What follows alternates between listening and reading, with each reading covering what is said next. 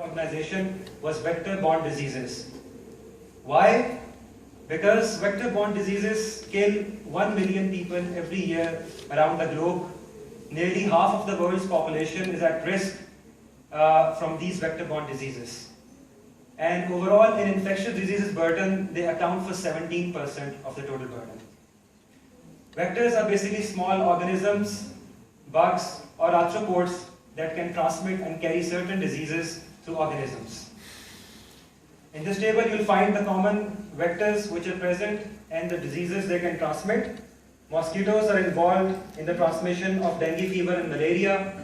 Similarly, sandflies can cause leishmaniasis.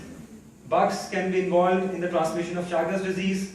Ticks can cause Crimean Congo hemorrhagic fever, tick-related encephalitis, and Lyme's disease. Similarly, fleas, they can cause plague, and flies can be involved in the transmission of human African trypanosomiasis. These vectors, they pose a serious threat to your and your family's health.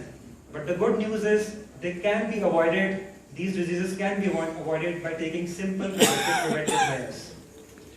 The World Health Campaign this year focuses on some of the main vectors and the diseases they transmit and the measures that can be taken in order for their prevention.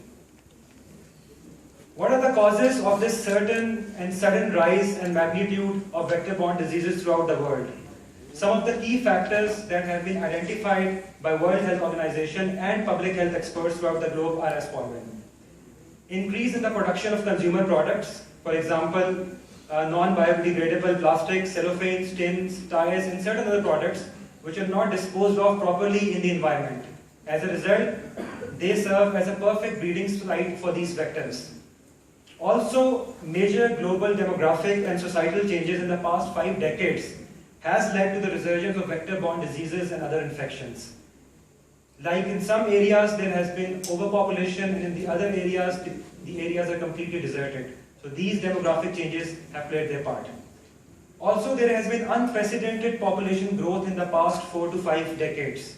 And this rapid growth has led to unplanned and uncontrolled urbanization, which in turn leads to deteriorating water, sewage, and waste management systems, and they produce in turn the ideal conditions for increasing transmission of vector-borne and waterborne diseases. Global warming and climate plays a huge role in the transmission of vector-borne diseases. It has been a verified fact, and what are the different kind of effects we are seeing?